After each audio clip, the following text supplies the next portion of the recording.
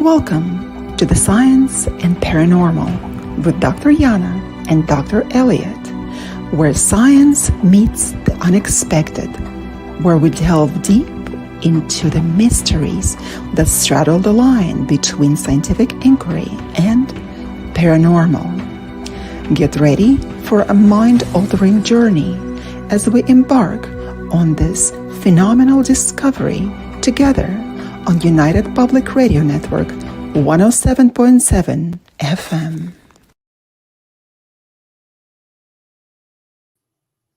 Hello, everyone. Welcome to another episode of Science and the Paranormal with Dr. Yana and Dr. Elliott. We're broadcasting live on the United Public Radio Network, the UFO Paranormal Radio Network, 105.3 and 107.7 FM out of New Orleans and also on Roku TV. And tonight, we will be talking about terrible truth about religious cults. Hello, ladies and gentlemen. Good evening to everyone who is watching us and listening to us. Thank you for being with us today because we are going to uncover very interesting facts about the cults, religious cults. Have you ever been a member of a religious cult or any of your loved ones, friends, or relatives?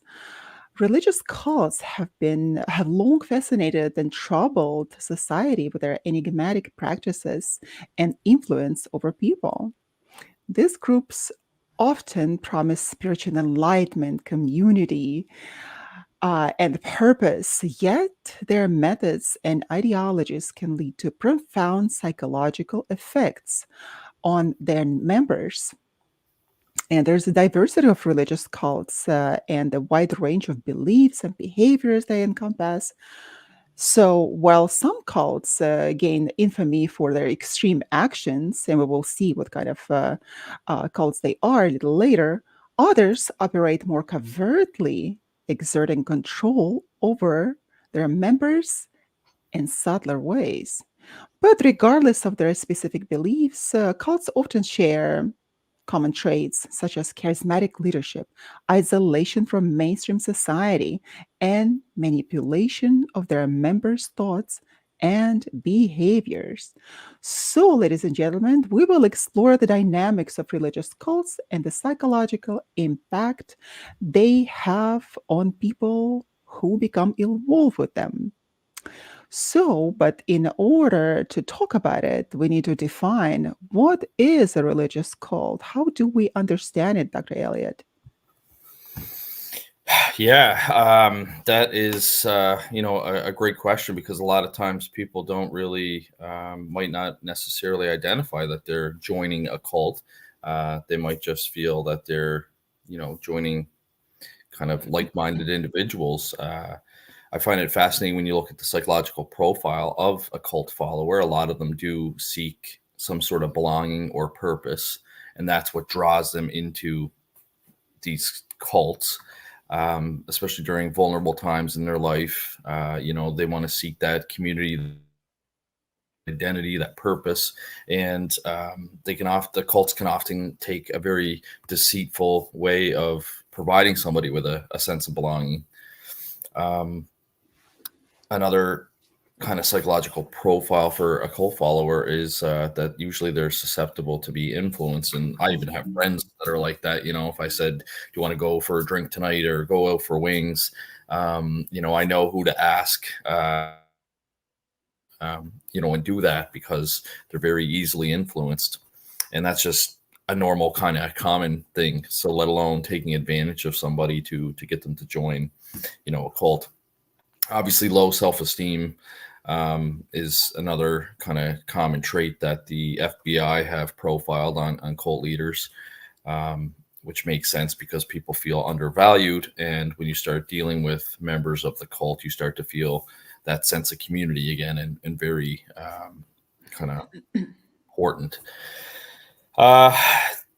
Sometimes there becomes a sense of dependency on the cult. I was watching one documentary about a cult where they were attracting a couple of married couples in there. And all of a sudden, the married couple, the man would be made to work basically farming and building, and the wife, kind of became property of the cult leader. And I know there may be some listeners out there thinking that's like, how does that happen, like, but it does happen, and it's terrifying. Same with the kids as well. Like, if some cults will actually recruit families with kids in them, and those kids end up becoming part of that cycle of abuse within the cult. So, Oh, and there absolutely. may even be Hmm. some listeners out there that have been a part of a cult and know exactly what we're talking about. um in my Yes. You talk to somebody about an organization that they're a part of, and you don't get a good feeling about it. They seem to be, very defensive about it. So if you do know somebody that's kind of going down that path, don't be surprised if you run into a little bit of resistance about that. These cults are very good at manipulating people, especially when, like I said, they're looking for a sense of belonging. They have low self-esteem.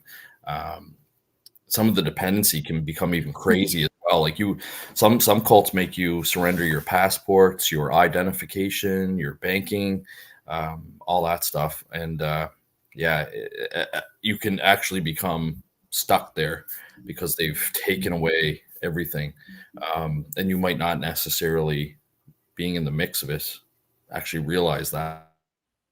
A very, very scary, very dangerous topic for sure. It is. It is. While the topic is not really scary, we can talk about it from our perfectly comfortable seats right behind the screen.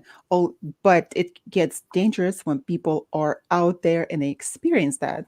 So while the term cult can be contentious and subjective, it generally refers to a group characterized by its devotion, like you said, to a particular belief system. And it doesn't matter whether it's religious or not, but we're talking about religious.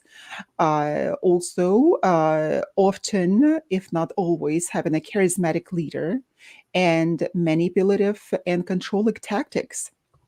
Cults often isolate their members from the outside world and enforce strict adherence to their doctrine and exert influence over all aspects of their followers' lives.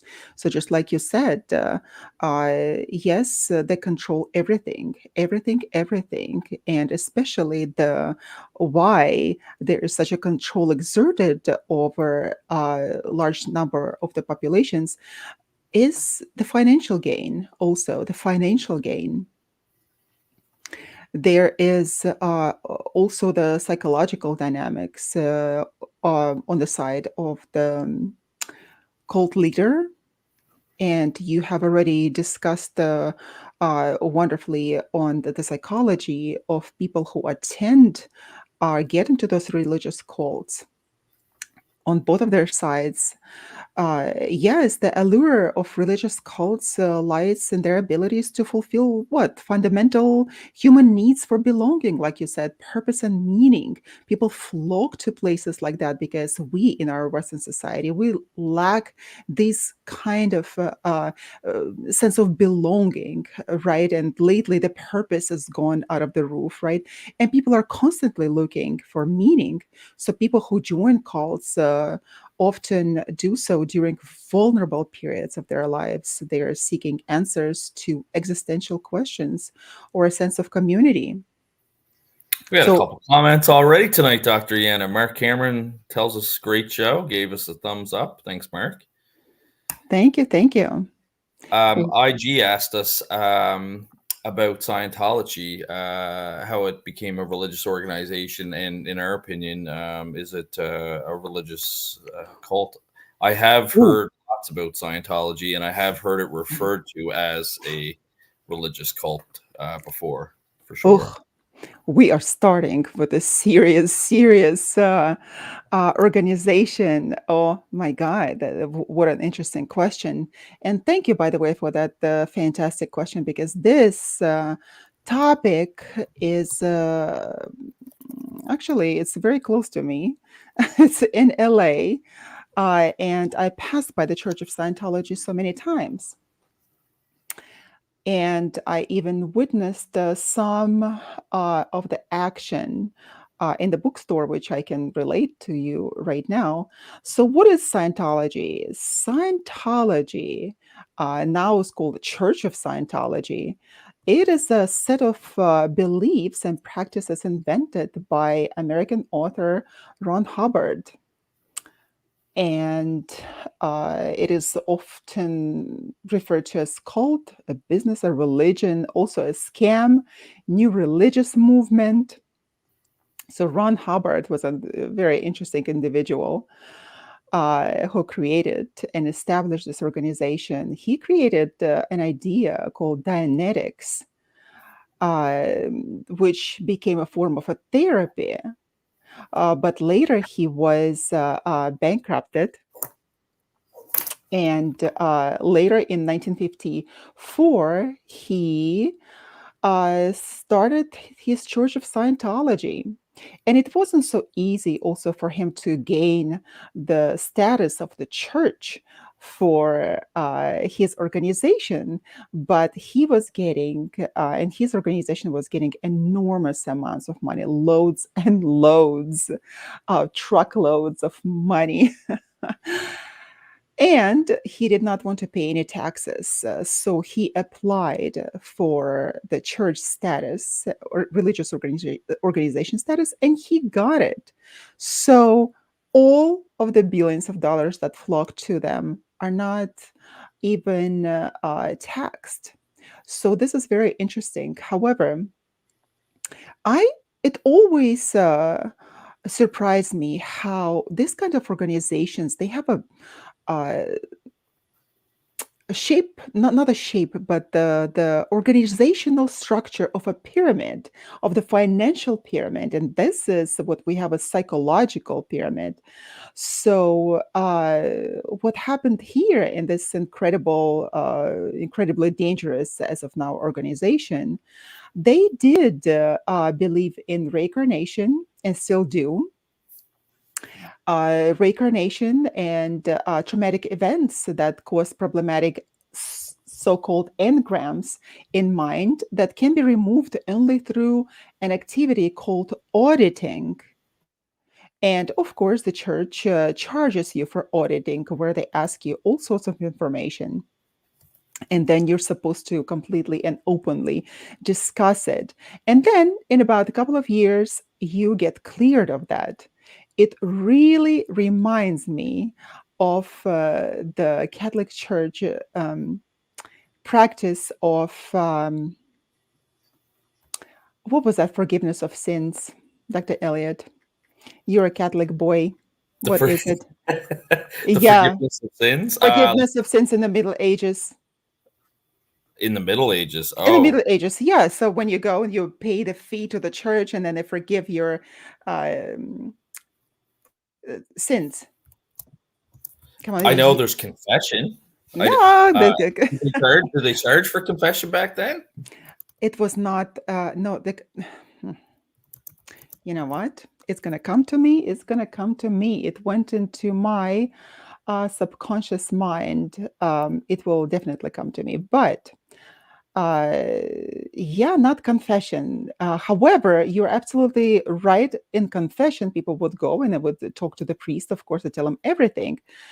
But then confession, it wouldn't take about a couple of years, right, for the sins to be forgiven. Indulgence, there, people, indulgence. That was Uh, indulgence, indulgencia, there. So when you would come, there's a special paper that was given by the church to people, signed by the bishop or whoever religious person that was there. And the person, the rich predominantly, that would get the forgiveness of their sins. I can But actually say I've never heard of that. I just looked it up too. I was trying to find the name before you did. The sale of indulgence. As a that's right. Catholic, I've never heard of that before. I'm not surprised. Nothing surprises me, but that's really interesting. The sale of indulgence, it was called. Hmm. Hmm, Exactly.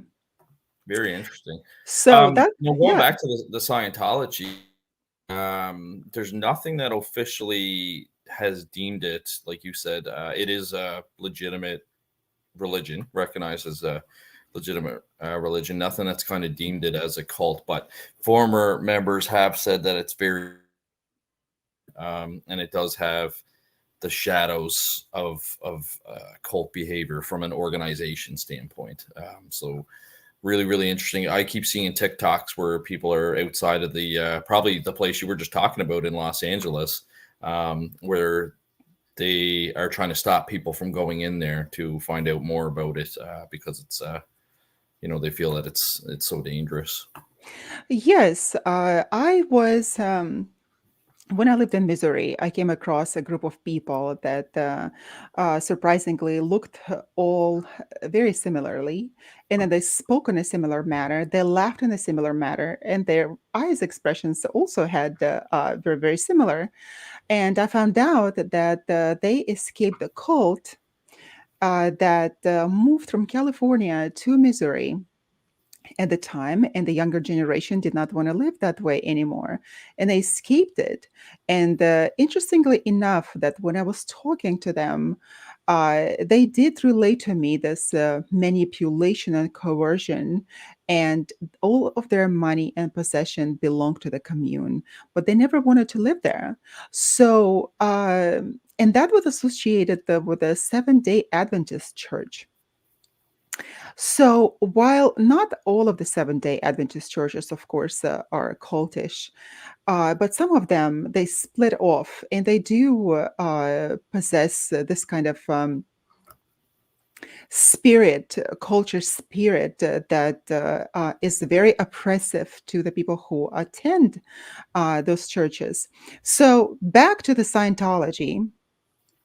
I remember that I once was walking in Hollywood, and I like psychological testing as a psychologist. So here's what happened as I was walking by one of the bookstores. I saw people standing outside and luring people in into that the bookstore with the psychological testing that, oh, we have an answer for you, just take the psychological test. And they were so nice and friendly, and of course I said, why not, it wouldn't hurt, it's a bookstore, nothing else. And I went in, Hmm. only to discover that there was only one book everywhere in the store written by Ron Hubbard. That was the Dianetics. Wow. So yeah, they asked me and a friend of mine to proceed to a small little bitty room to watch video, and I did. Went there, like something about the organization, and I started noticing within probably 8 to 10 minutes. I started noticing that I was being hypnotized. And at that time, I was, of course, I was practicing hypnosis. I knew what it was. I was being hypnotized, and I could feel that I was being dissociated, and there was a feeling of derealization, and I walked out of the room. So there were people standing there like guards outside of the room, and they said, "Why don't you just go back and finish watching?" I said, "I don't want to watch this film, this movie, because in my understanding, there was what is it called, like in filmmaking, that the um, 38th frame or something, or I forget, I may be wrong, that when the movie is made, there's an extra frame that we do not uh, notice, of course, but that has the information and that falls in our subconscious to program you. That Yep. is a lot is used in advertisement in different kinds of films and movies. So I recognized that, and I stepped out, and they were very insistent for me to get back. So that was a violation of my boundaries, my personal space. And I said that I need to leave. And what they did, in fact, they separated me and my friend and started talking to us separately. Of course, like divide and conquer.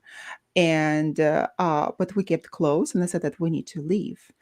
And I saw a lot of people in a different room already finished with their psychological testing and waiting for the miraculous solution for their problems, of course. But at that time, I noticed, because I already had a frame of reference in Missouri from people who escaped that cult. I've noticed at the time that not a lot of people, all of them who were in that bookstore, right? They Right. all looked alike. All of them have spoken to us, and the rest of the people who were speaking to different people who they asked to come in, they all had the same expression in their eyes. And I became really concerned about it. And forcefully, I made my way out because they wouldn't let me go. And there was a couple standing right outside of that supposed bookstore. They were probably in their early 60s. And they just grabbed that by our hands and they said, please don't go in there. We, after 20 years, escaped this cult. It was so horrible. Now we're just standing here and asking people not to go in, not to repeat our mistake. Wow. Yeah, and that is not anything horrible that actually happened to me. I was able to recognize that something is wrong because I already had the frame of reference, right? What about those people that don't know? What about those vulnerable people that are looking for solutions that will Those get people in? that we talked about with the low self-esteem, looking for the sense of belonging. Absolutely, absolutely. Yeah. And they will go in, they will sign up. And what happens with the Scientology is people do sign up, and there's so many different tiers. They sign up, and then they are prohibited to talk about their experiences. They are prohibited even to talk to their loved ones. And if your loved one is going to say something negative about you, about your experience, you are prohibited even to seeing them. A lot of families have been alienated and never saw their children, parents, brothers and sisters, friends, and they would be so um, they would be vehemently defending this organization and going against their families, losing all of their money, losing their identities, their money completely psychologically abused because they practice so-called communal living. And we know what communal living is. Well, there's some of them are pretty benevolent. A lot of them are not. So we have to be so careful in our vulnerable situation not to go to places like that. And if you just look at Ron Hubbard, who invented this organization, who established it, he was also in association at the very beginning with people like Aleister Crowley, for example, the establisher of Telema, right? And who was Aleister Crowley? He was pedophile, and we all know that, right? It's a fact. So what Yeah. happens? He was also associating with the Church of Satan. So when we openly um, not openly, when we so willingly go into such organizations without researching the origin of the organization, the origin of the so called religious books, we are in such danger, like you said, Dr. Elliott. And that danger cannot be exaggerated. It is very dangerous. We have only one life, and I'm concerned about the young people, teenagers. I'm concerned about young adults and people already in their 40s and the middle ages and older people who would like to change something in their lives. You got to be really, really careful. And in addition to everything, Ron Hubbard had the paranoid schizophrenia. So, I didn't know that. because his wife, that was a widely publicized case of divorce, and she said that he had paranoid schizophrenia. He was in association with the clinics. Of course, he wasn't talking about himself at the time, but he was diagnosed with that. We have to be really careful who we follow, what information we get into our minds. It's interesting too because I don't know if you've heard of the Church of the Flying Spaghetti Monster. Have you heard of that one? No. Somehow I missed that. So Enlighten me. it's a real thing. It's called the Church of the Flying Spaghetti Monster. It was started in the U.S. actually, and it was kind of a movement that was against them teaching certain things in the classroom. It's kind of done like as a funny kind of thing. It was to kind of let people know about critical thinking and things like that. But it's actually considered a recognized religion in some places and following like all over the world. And they do funny, like it's kind of a funny thing. I've been to their website. They have kind of like a 10 commandments, but it's different. Their logo's like a spaghetti monster and all that stuff. But it goes to show you that you can create and register anything, and sometimes it gets accepted by governments, as being like a legitimate organization. So some places have actually legally recognized it. For example, the Netherlands is one place, of course, with my Dutch heritage. They were, very very nice people over there. But yeah, it's recognized over there, and New Zealand as well, which is interesting. So yeah, you got to be careful with what organizations you join. Absolutely, because if we look who is a representative of the Scientology, what is a Scientology? So interesting that he decided, Ron Hubbard, to make it look really professional, and he called it Scientology, which is the same thing, the science of knowing, essentially knowing of knowing. Mhm. And who is the primary face? Uh, Tom Cruise. Tom Cruise is a face, Yeah, I and think don't quote me on it, but I think John Travolta was oh my God, a John Scientologist Travolta. too at one point. Exactly. Yeah. Oh, he still is, and Is he he? Is wanted he? to get out of that organization, but they wouldn't let him. The thing is, they have so much on you, so much dirt on you, because you're willingly letting out that all that information, which is recorded, and evidently he didn't want all of that dirt to come out publicly, so he's still there. So it is not easy to leave that organization. It is very manipulative organization. People vanish without a trace. So um, we have to think about it. We have, looks like Dylan uh, said that Anthony LaVey Church is a real religion. Yes, it is a religion. Anthony LaVey in 60s, he established the Church of Satan, and while the Church of God has the right to exist, so Churches of Satan is also a real religion. Why not? And um, we all fight for the spot under the sun to survive and to live and to enjoy our lives. So whatever works for people. And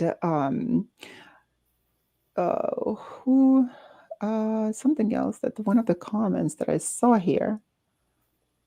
Okay, well, it will come to me. There is another organization which, in my mind, is pretty much cultish like. That is Christian Science. And a lot of people can say and argue with me over that, that it is really not. I had a very interesting personal experience there that I can tell. Um, so what is the Christian Science? Christian Science was established as a church of Christ, the scientist. So Christ became a scientist, unbeknownst to him, by Mary Baker Eddy. And a very interesting organization. She died in 1910, I believe. She was a very interesting woman. Just like I believe in many people who established churches like that, she also had a very disorganized life, and she was a very violent person. Uh, for a while, she couldn't find herself, and she argued and fought with everyone. Nevertheless, she established this church of healing and transformation. She believed that the prayer itself can heal the person, which I believe also that is a possibility, of course. Uh, So I didn't know anything about the Christian Science, and then again, it's a science to sound more professional. I remember that I was in Boston once, and there was this church next to me. I decided to go and investigate it. So I went in during the day, and there was no service at the time.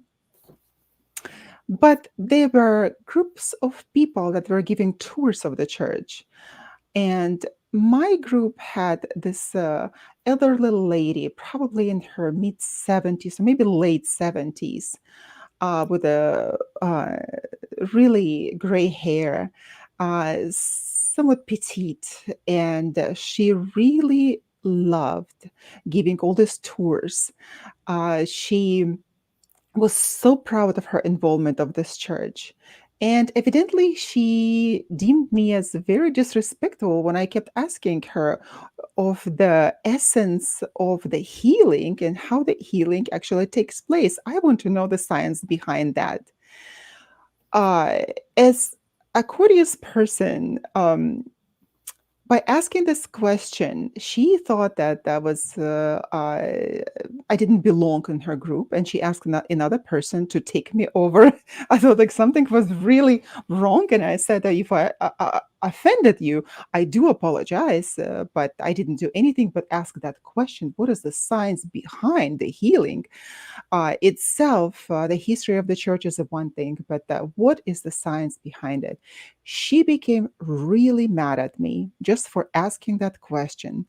And Wow. she passed me along to a different person. And um, while I was there, and a different lady took me over into her group. I've noticed that that church inside didn't have any regalia. There was nothing that would be indicative of the church of Christ, I would say, or Christian church of anything. Like, there was nothing at all. Really? Nothing at all. Not no crosses. There was no statues like in Catholicism. There was nothing. Is that not even inscriptions on the walls? There was No nothing. It's like stained glass with no stained glass. They're just the images? Yeah. bare walls.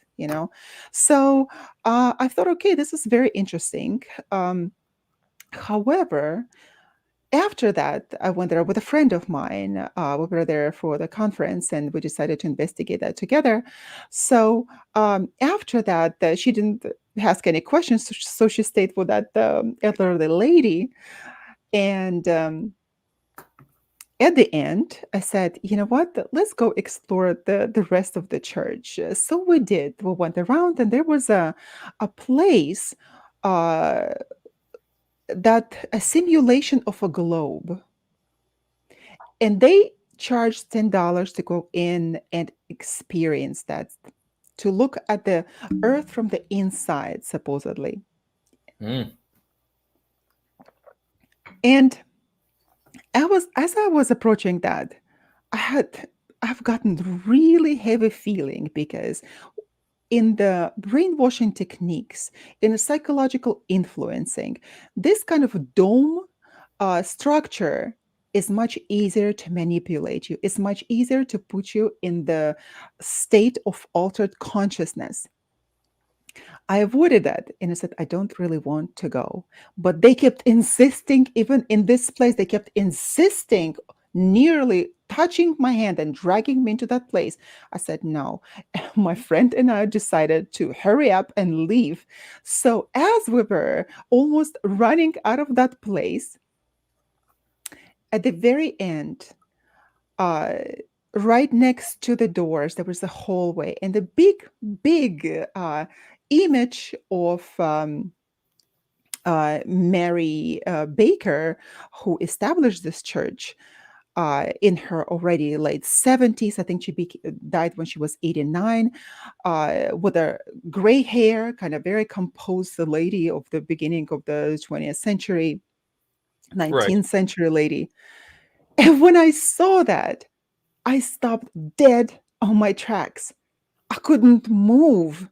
I couldn't move. And I just had to read what it said. Like, who was that woman?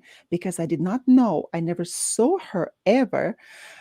And I read it was Mary Baker. And I realized that Mary Baker died in 1910. However, she was a spitting image of this elderly lady that was given a tour of the church. And then I thought, oh, the reincarnation. So perhaps that Mary Baker, she could not let go of her church because that was her baby and she was really a strong-willed individual. Perhaps she reincarnated in someone else to continue to be in her church. And that was the spitting image of that lady. I thought 100 years did not just evaporated in front of me, and I found myself in the 19th century. That was so bizarre. And Wow, I that's interesting.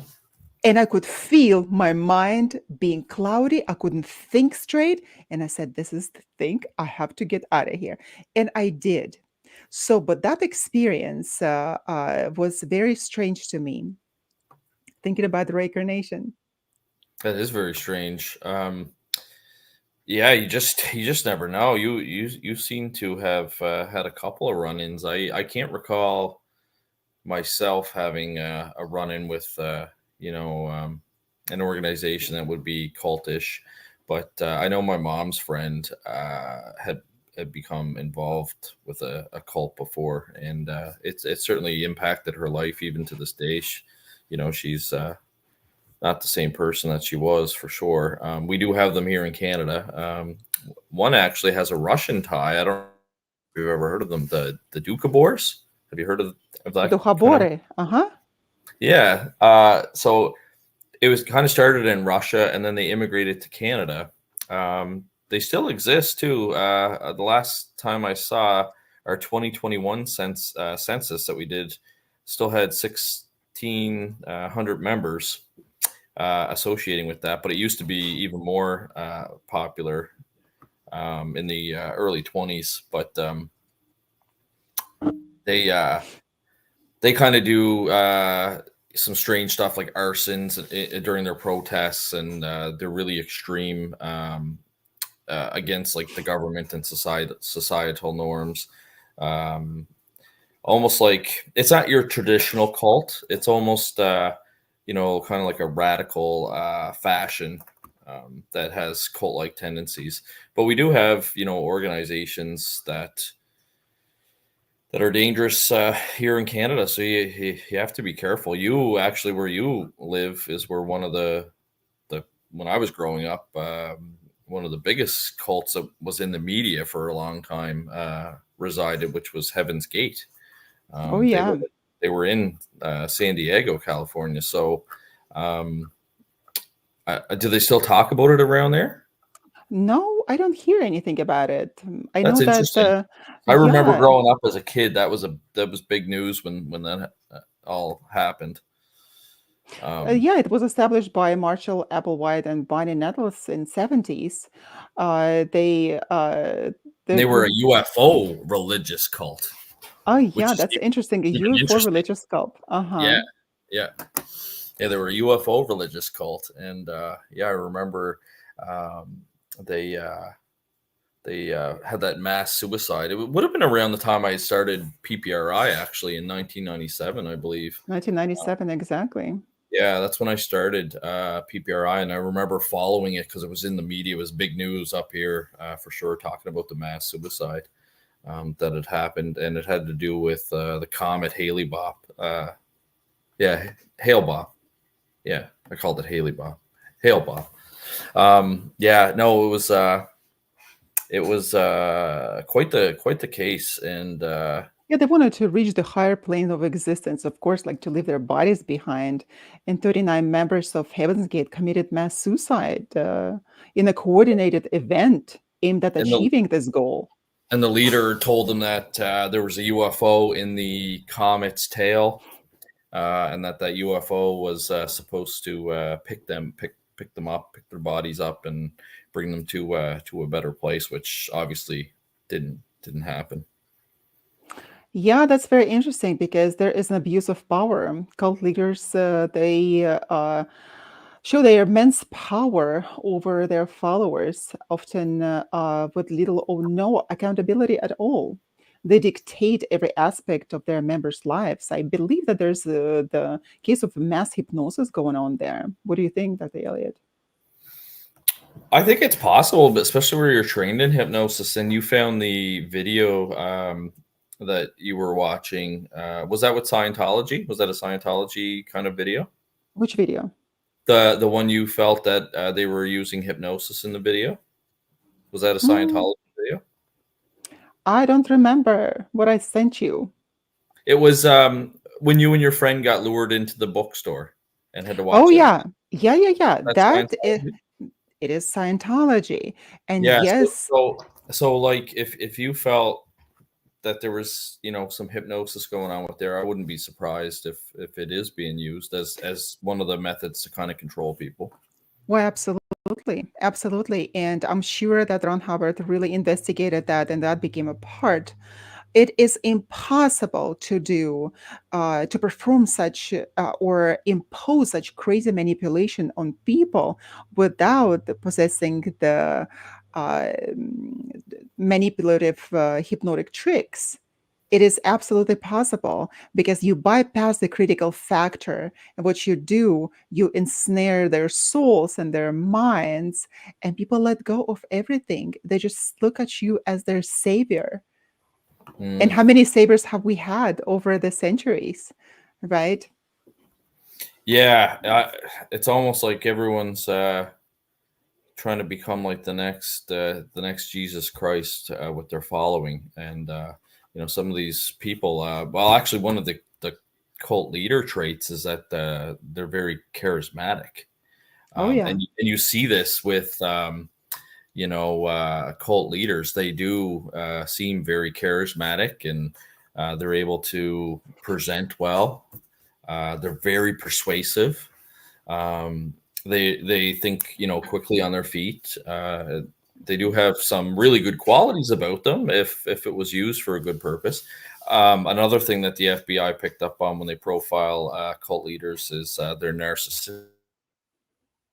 A lot of them have very high level of narcissism or that grandiose self importance that comes with being a leader. And obviously they're very good at manipulation.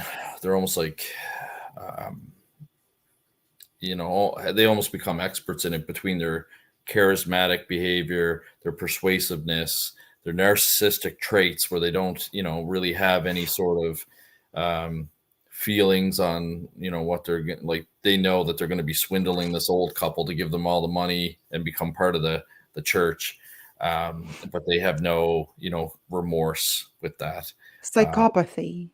yeah, Psychopathy is a well, it is main factor here. Yes. passive Antisocial sociopath. personalities. Exactly. Yeah, Yes. and they certainly lack the empathy as well, because otherwise, they wouldn't be doing it if they didn't. Especially like a lot of people sell their homes and take out all their investment money. I've heard all kinds of different horror stories where poor couple saved up all their money and they withdraw it all and give it Yes. to the organization. And at the end of the day, like you said, you ran into that old couple out there. They probably lost everything in their life Absolutely. at one point, Absolutely. Yes. which is really uh yeah, really really scary and really unfortunate. But some of these cults, like, it's not just taking your wife and taking your daughter and reproducing. Like, they do some pretty wild stuff. I know with Heaven's Gate, they had a belief about not like engaging in kind of like sexual activity. They would actually castrate members. They believe that it was part of how to get to the higher ascension. Um, and they practiced celibacy. So it's there's some like really really dangerous beliefs in some of these organizations. Absolutely. What we must understand, as human beings, we are wired for connection. Of course, most of us, wired for empathy. However, we may not even distinguish when the charm that is exuded by some people, by those charismatic people, may not be an authentic charm. Mm, meaning that those people do not have your interests at all at their heart. They have only the interest to manipulate you and take everything that you have from you, including also your soul, because people lose their identity completely. So, this extreme charm, which is a part of psychopathic people, is not the charm that we're looking for. We have to be able to look at those people also in the eye and look at them whether their smile is a genuine smile, because psychopaths, they lack these emotions.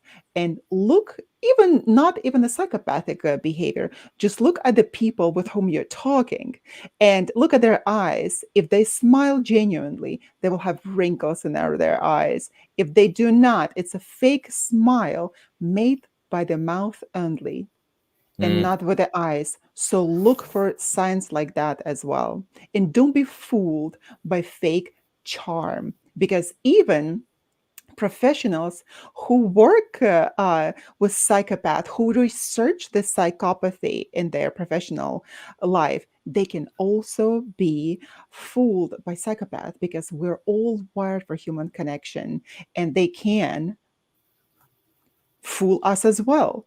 So let's educate ourselves and not fall for this kind of behavior. Yes. We're broadcasting live on the United Public Radio Network, the UFO Paranormal Radio Network, 105.3 and 107.7 FM from New Orleans, and also on Roku TV. And I see we have a good point. Yeah, Charles Manson, Dylan, I would say that he was also a very charismatic leader as well. It kind of fits that cult profile.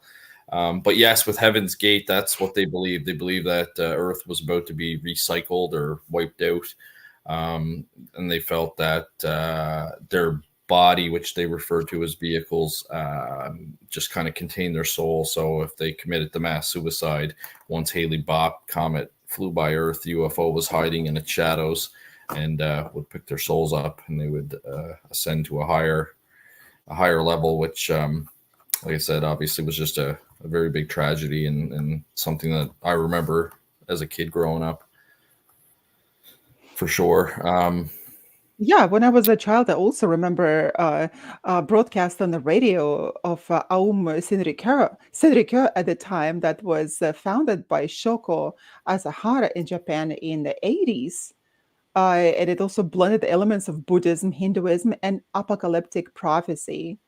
I remember that it gained notoriety in 1990s when they carried out a sarin gas attack in Tokyo subway system, killing 13 people and injuring thousands.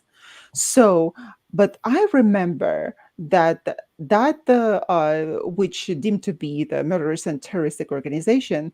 I remember all of these meditations and subtle music that was played on the radio, and those were the times, if you remember, in 1990s, so very unstable times for many countries, and especially that was for the former Soviet Union, that was disintegrated in 1991. So that was very difficult time for that, and having this kind of uh, organization broadcasted live, a lot of people were listening to that. A lot of people believed in what was being said.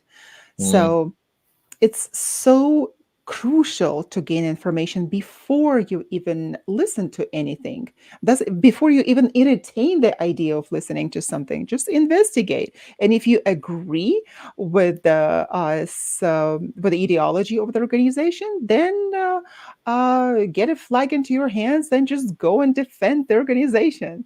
So Another big cult that we always hear about too is and actually you had kind of mentioned it about the branches that separate from the Seventh Day Advent mhm, Church. One of them was the mhm.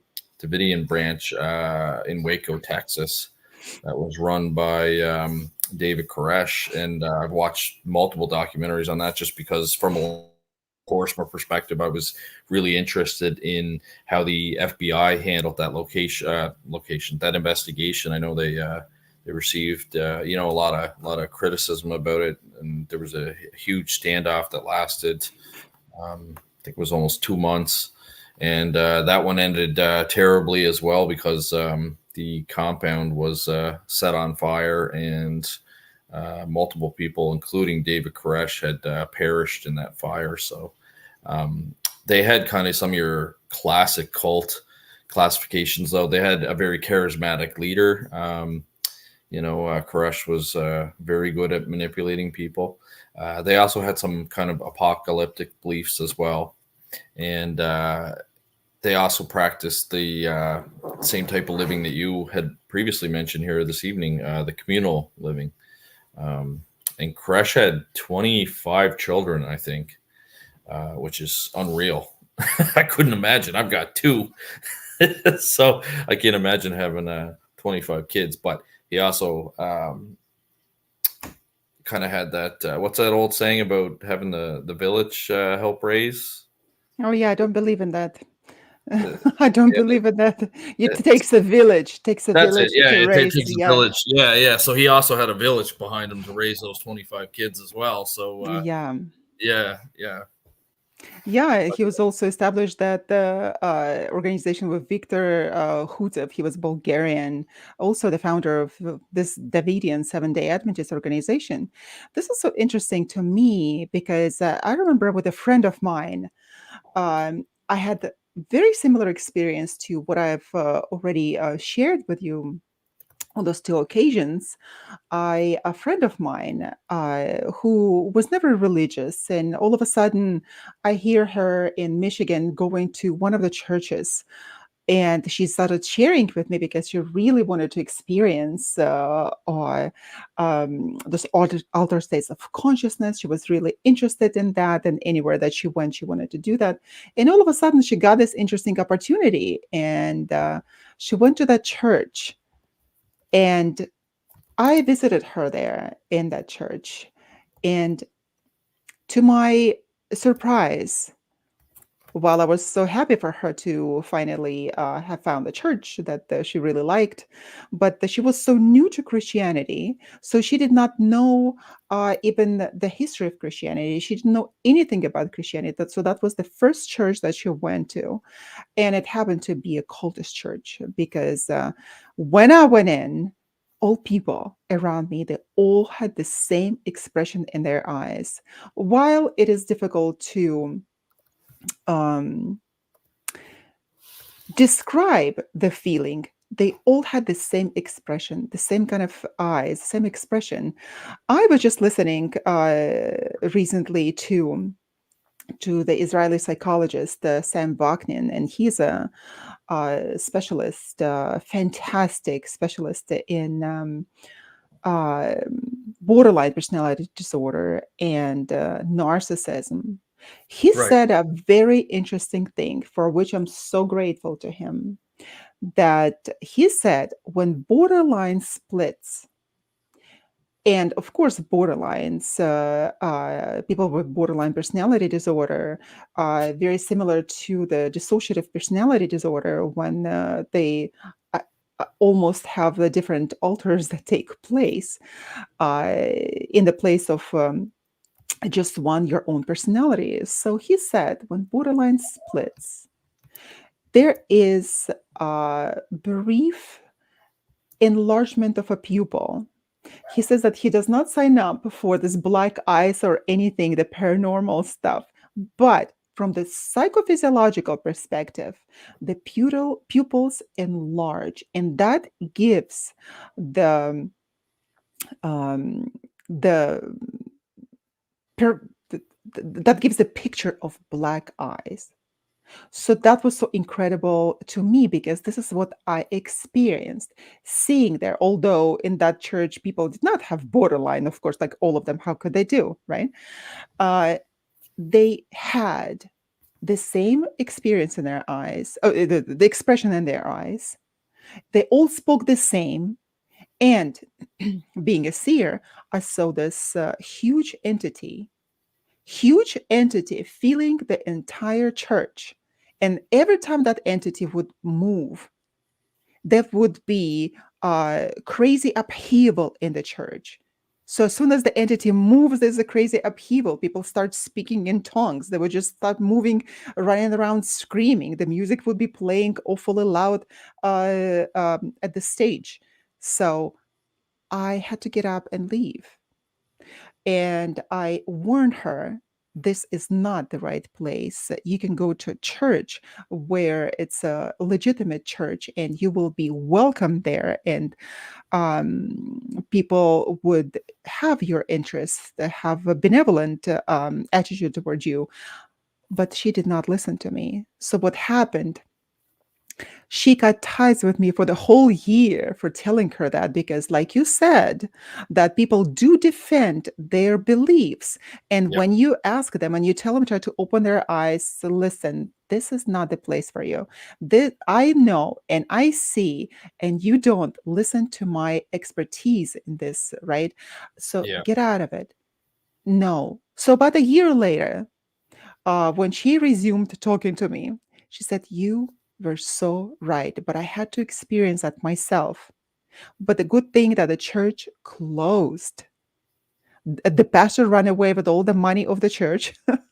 The church That's kind of closed." a good thing for the victims that were sucked into it, though. Like you said, let him take his money and go, because he probably just saved, 20, 30, 40 people. Um, a lot of long-term damage. Exactly, exactly. So, but Yeah. no, people wouldn't listen. No, and that's just it with these groups. They're so influential that they're going to cut you out and cut family members out, like you said, before they cut out this organization. That's how powerful and dangerous Yes. some of these cults can be. And the thing is, it is not just that they can influence people that don't have any education, like somewhere from rural areas who don't experience much of the city life, right? Or don't know much about what happens, right? They're so used to their inner circle and people that they know, they don't venture out. This is not the case. They can Mhm. affect people that are progressive people, people, even PhDs. They can influence your mind regardless of your ethnicity, regardless of your level of education, regardless of your beliefs. It's true. It's true. There was another strange kind of cult as well in California. You guys are terrible for your cults out there. Oh, we love them. This one was called Children of God, or also known as the Family International. And that's what I mean. Like, you have the Flying Spaghetti Monster Church, and then you've got, the Family International. So, like, if you hear somebody say, "Hey, I'm part of Family International," oh, that sounds like a really nice organization, like Family International. Like, oh, great, tell me more about it. And then next thing you're going down that wrong path.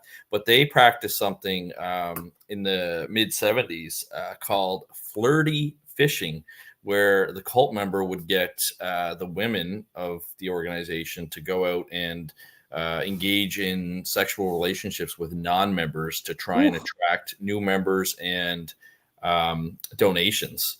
And again, this was kind of an offset of Christian religion as well, so it was loosely based around some of the Catholic practices, I guess. well, Unfortunately, it seems to be a lot of these religions are related back to Catholicism. but how is it different from espionage, from the CIA, KGB, when there's this practices of sleeping with the opposite party? They're widely practiced, right? Mm. So men and women would practice that to extort the information, to lure it out, Oh, not really extort, oh, to lure it absolutely. out. Yep. No, and you're right. Spy agencies do that too, where they put politicians or certain people that they're trying to infiltrate into very compromising positions. Um, you know, uh, Send them into a restaurant, for example, an attractive male or an attractive female, and start to cultivate a relationship. And next thing you know, they're getting information from them or turning government. Yeah, no, it's done by the governments, for sure. How interesting is that the governments that specifically and intentionally train people for this kind of job, right? They employ the sophisticated tactics to manipulate people's thoughts and emotions, and the same in the cult organization. So the cults are, of course, it is not only for the money, right? Because they do believe in the doomsday. They do believe in their schizophrenic ideas that the aliens are coming and we need to get on their ship. They're going to come and pick us up, and people believe that. So through indoctrination, gaslighting, and cognitive difficult, yeah, cognitive difficulties come with cognitive dissonance. That's for sure. Yeah, cult leaders they just Late at night, we get cognitive difficulties. yes, we do. But that's a cognitive dissonance. Yeah. So they distort reality and suppress people, and they leave people vulnerable for exploitation. So that is so interesting that there are such crazy parallels between espionage and cult leaders' well, tactics.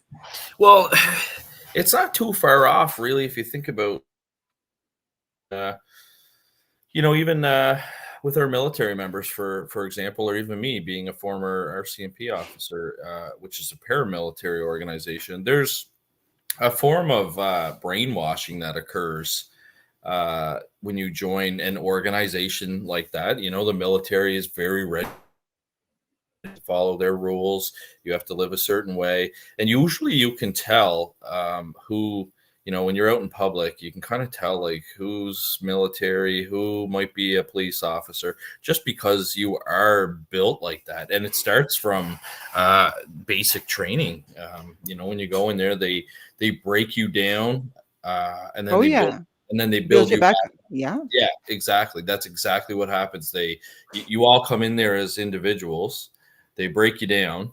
They build you back up the way they want you to, and they send you all out there with similar mentality, similar beliefs, exact same training, um, and then you serve them for all that time, whether it's 15 years, 20 years, 25 years, 30 years, and when you get out, some people still have that mindset. Like a lot of people that I work with are not happy with the organization, but they're too afraid to leave. All they know uh, is policing, and I always tell Sarah that it's like turning their badge.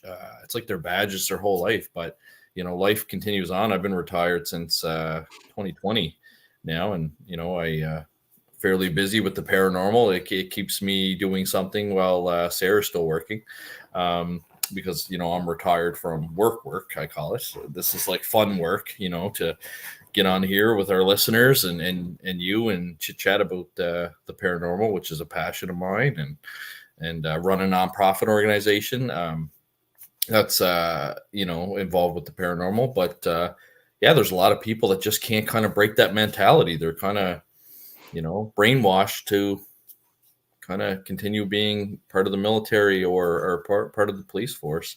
So yeah, it's a real thing. There's certain organizations out there that very influential and can kind of really control your life, and you just got to be careful, like you said. But the other problem is that usually when people are involved in the mix of this, they don't see it like we see it, but when they're involved in it, they just don't see it. It's almost like being in an abusive relationship.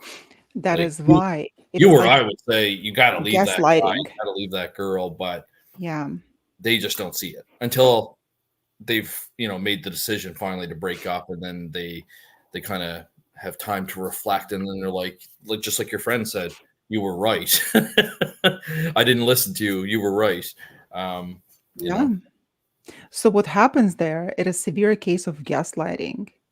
So with the gaslighting, people's reality gets continuously denied by the abuser or by this religious cult, not the organization, but the cult, religious cult, or any type of a cult for that regard, right? right, Uh, yeah, So they rely, they base their reality on the reality of the gaslighter. So they don't see it. It's easier for them to even agree with the gaslighter who is providing this reality definition for them, right? By denying their own, than to continuously fight for their own understanding of the reality. Besides, there is a component of conformity. Everyone else in this organization behaving in a certain way, I must do the same. Besides, if people are not really aware of the manipulation techniques, they will not know that when they are told there are many people and they do this, many people that come to our organization, they feel happy and fantastic, and many of their problems are solved, if not all of them. They feel so happy and content, and all of us are this way and that way. And what do you do as a human being? You want to conform because you don't want to stand out. You don't want to be different. You don't want to even look foolish because you don't understand something. So, what you do, you conform, and that becomes your new reality. So, Mm. that's what happens with gaslighting. For sure, and cults, they have certain, practices that they'll do with non-conformers as well. Remember, part of the reason these individuals have decided to join the cult is to be one, to find like-minded individuals, to find a sense of belonging. And what happens when you start to not conform with their doctrines, or like go against the leaders, orders or anything like that, you start to face social pressure and shaming within the cult themselves, and they can actually isolate you and from the cult. So now you were isolated to begin with, and now you've been isolated from the cult. So it kind of reinforces negatively a way for them to kind of keep control over you. Some of them get even more crazy with actual like forced um, there would be punishments, for example, like physical punishments, threats, intimidation, especially if you're there with your kids. They can use things like that, your kids against you. They can use financial exploitation against you. Um, there's multiple different things that they can kind of use to kind of keep you conforming as well. And that's why when people do escape these cults and they tell their story, usually it's not anticlimactic. It's not like they just opened the door and walked out. Usually it's pretty dramatic how they ended up coming to realize what's happened to them and how they got out of that situation. Yes. And the dangerous thing is that if us as adults we already establish the critical thinking, hopefully, by 30s and 40s and 50s and 60s, right? The young generations have not got this opportunity to do so, and they can be easily lured into those organizations under the demise of benevolence, right? Having the answers for everything, openness, and all sorts of promises.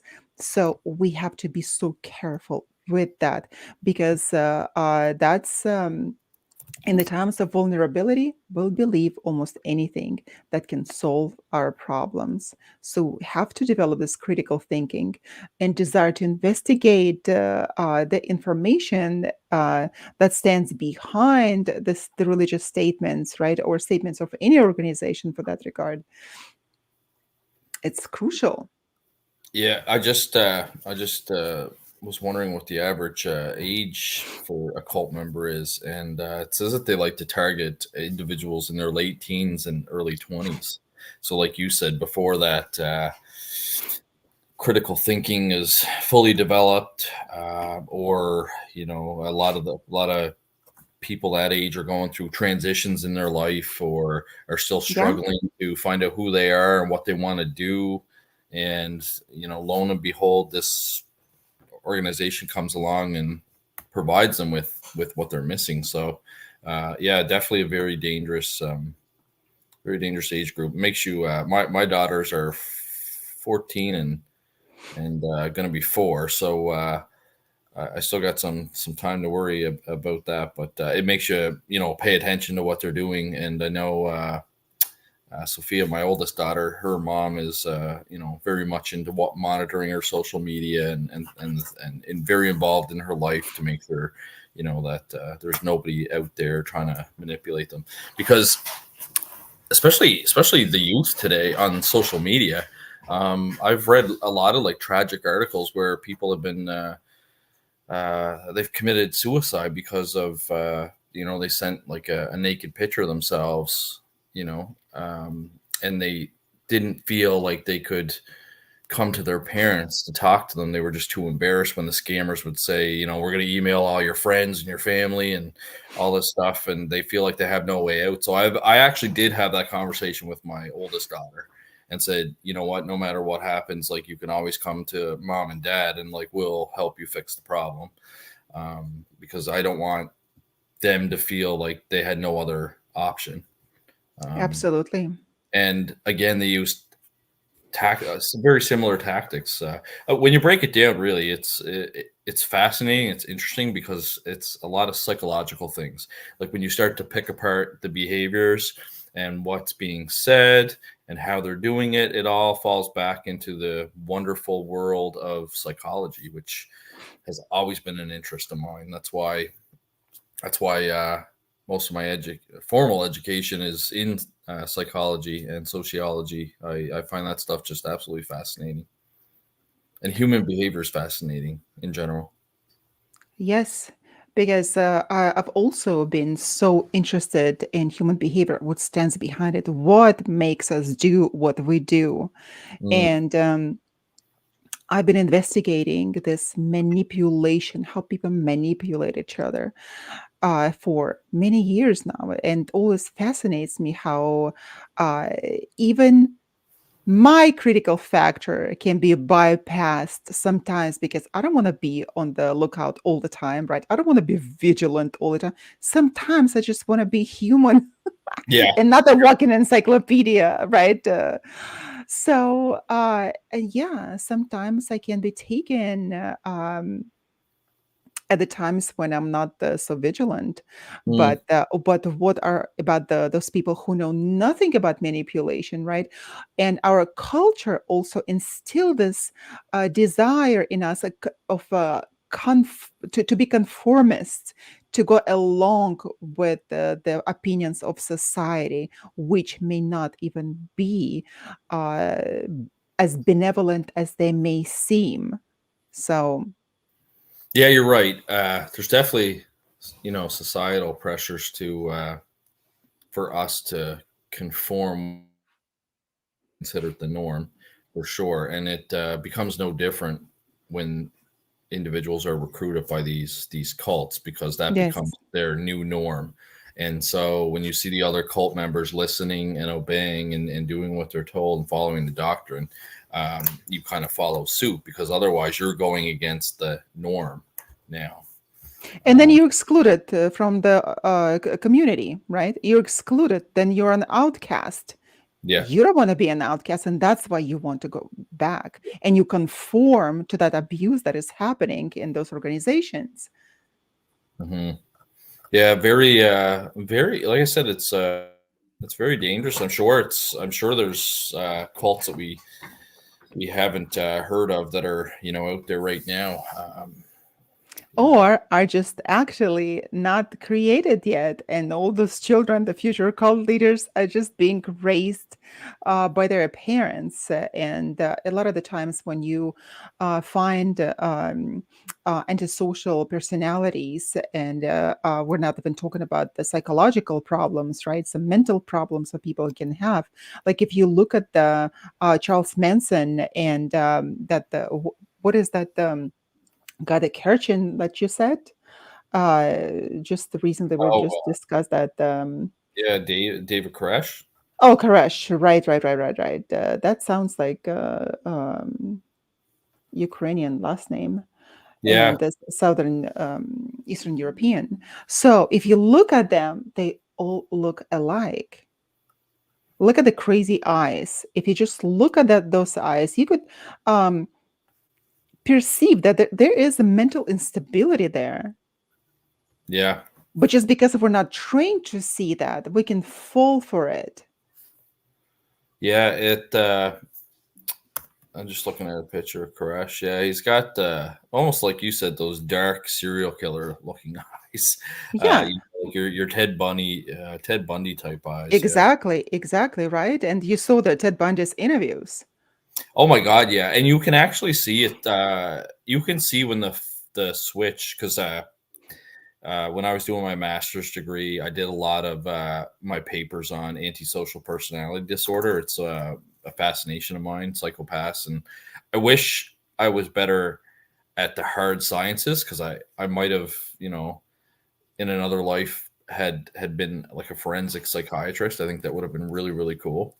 But yeah, I watched so many different videos with Ted Bundy, and you could actually see when the switch would flick. His eyes, I found, would get darker, like, Hmm. and his face like lost that, that friendly, charismatic, approachable person that he would be when he would get his victims, and he just became like a stone cold killer. Like, it was literally like you could see a flip switch with him, and you could tell when he was in psychopath mode. Oh, Um, yes.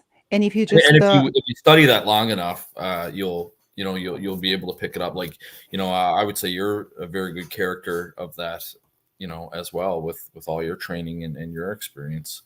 Like, yeah. But if you look at his interviews, did you see how he played the detectives? Did you mm, see how he played those people? They were lost. They were lost, and he did not once lost his cool.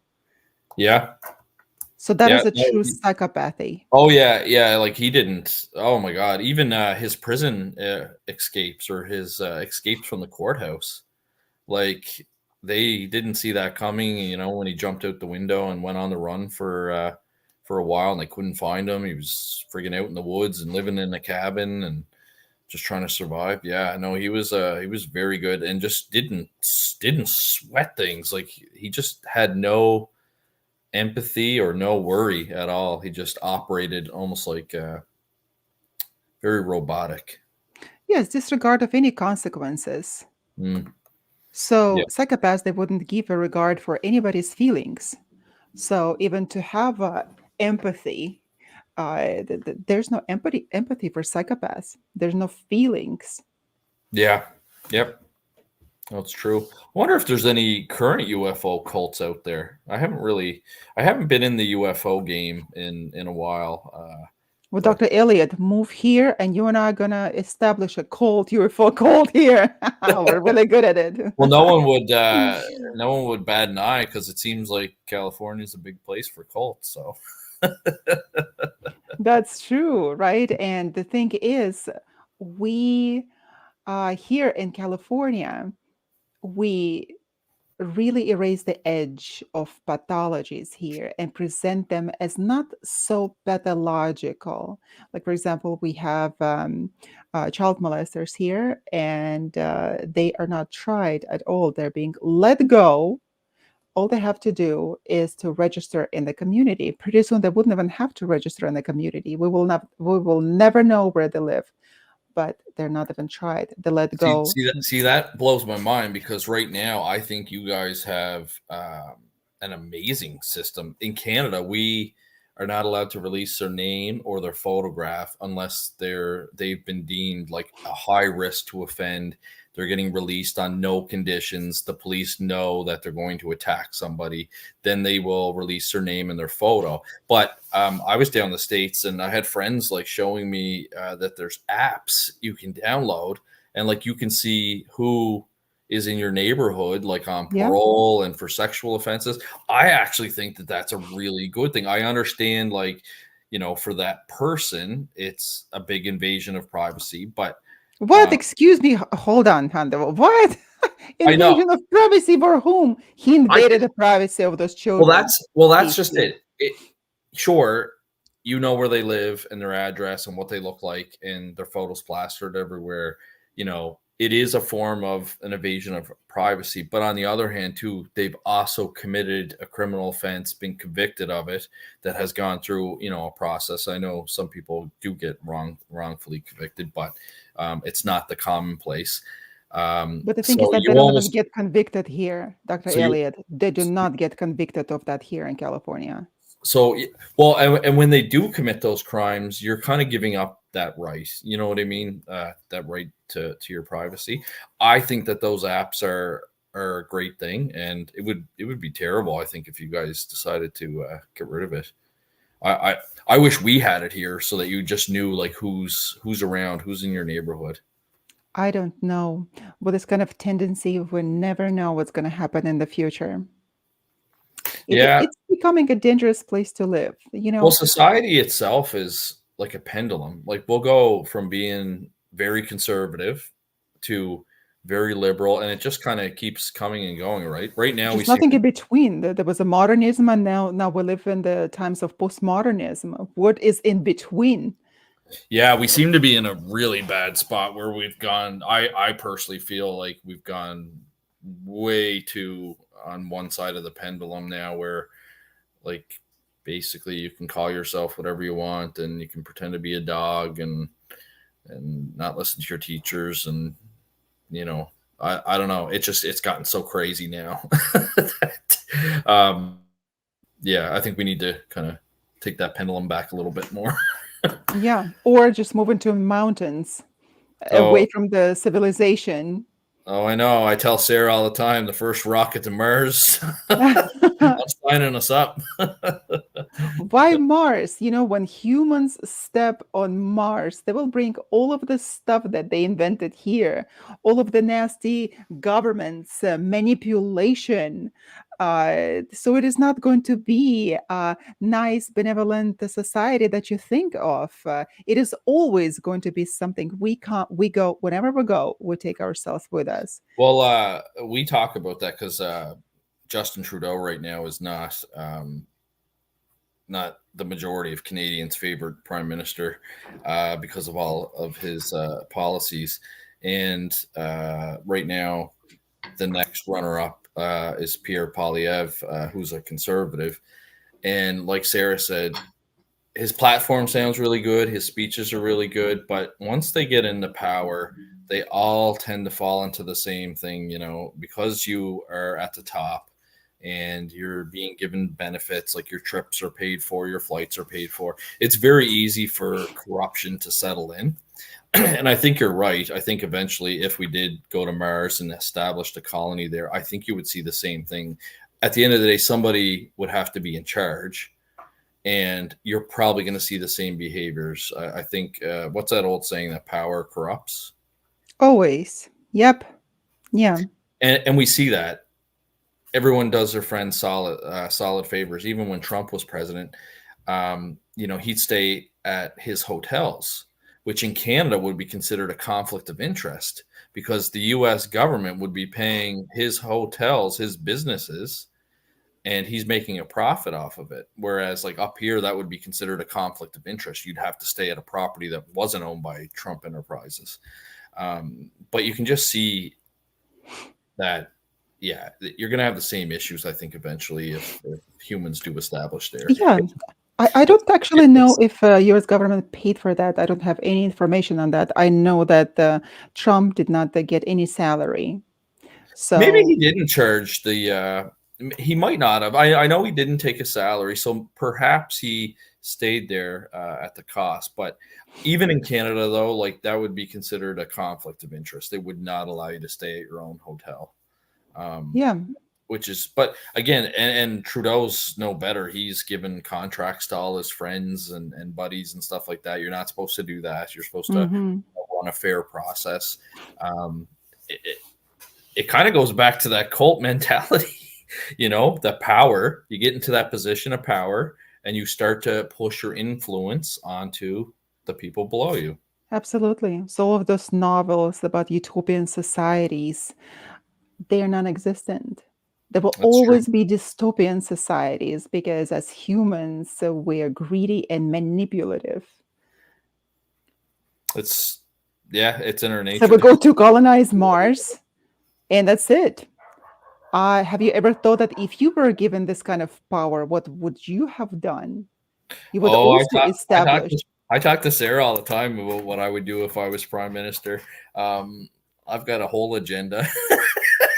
say the president, say the president. Yeah. Oh yeah, like if I no, I tell Sarah that all the time. I said if I was the prime minister, there'd be changes, like, like, because we see stuff like from the ground level. Like, for example, our cost of living has been going through the roof, and we look at somebody like Sarah's parents that are getting close to retiring, and they're going to start getting the Canada Pension Plan, which would be, I think, equivalent to your guys' 401k. It's a retirement thing that the government has, and you get old age security, but it's very minimal. It's like, I think old age security might be like $1,700 a month, and I think CPP, depending on like how long you worked and how much you contributed, maybe that's another grand. So you've got like maybe anywhere from 25 to $2,700 coming in per month, and you look at the cost of rent here, it's like, a two-bedroom is like 2 grand a month. That leaves you with like $500 to $700 to survive. I know when I go to the grocery store lately for just the three of us, it's costing me like $400 every 2 weeks. So it's not going to take you very long to run out of, that money.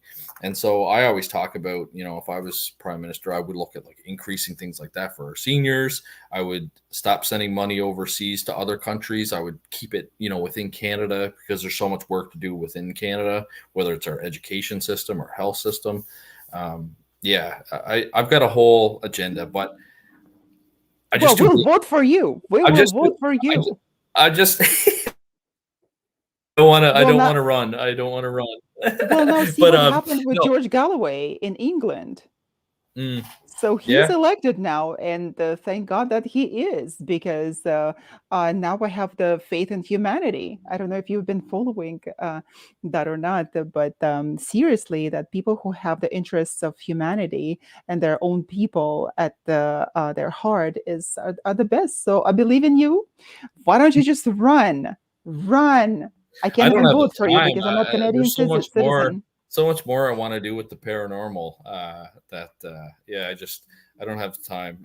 You will stream all that money to me, and I will run the organization, and then we will see how benevolent it is going to be. Yeah. Well, maybe Well, one thing I would do as prime minister would be, put more funding into parapsychological research.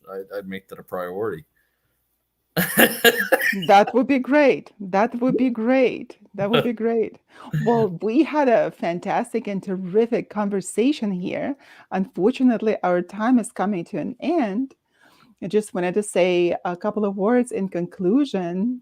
The terrible truth about religious cults is that they prey on the vulnerable, exploit their followers, and leave a trail of devastation in their wake. While some may offer the promise of spiritual enlightenment or community, the reality is far darker, with people and families paying a steep price for their involvement. So, recognizing the warning signs of cults and providing support to those who have been ensnared is crucial in combating their influence and protecting vulnerable people from harm. We are thanking everyone for joining us today on United Public Radio Network 107.7 FM from beautiful New Orleans. It has been Science and the Paranormal with incredible Dr. Elliott and not less incredible myself, Dr. Yana. Like my dad says, if you don't praise yourself, nobody will. So you better do it yourself. No, everyone loves Dr. Yana. She's a great co-host. Next week we're gonna talk about. It'll be Dr. Yana and I again, and we're gonna talk about sleep disorders, and sex in the paranormal. We're gonna talk a little bit about incubus, succubus, sleep paralysis. So should be pretty fascinating. We'll even get into some really weird topics. So come join us. You don't want to miss it. And And ask us questions because if you we guys have want any to be questions fun. as well, don't forget we have our website, which is science and paranormal podcast.com, and also our email science and the paranormal at ppri.net. Feel free to send us an email. And for anyone that's listening in there are support organizations out there as well to help plan somebody's exit from a cult. So certainly you can do some research on there. There are some support groups started by people that have escaped cults out there for anyone that you know that might be struggling or could use a helping hand. That's Uh, right. on that note, I look forward to next Tuesday. And we're wishing you good night. So, Dr. Elliott, go hit the sack, and I will do the same. And so many people are already asleep, except if they are in Europe and just starting their day. Well, goodbye, everyone. See you Goodbye. next Tuesday. Have a good night.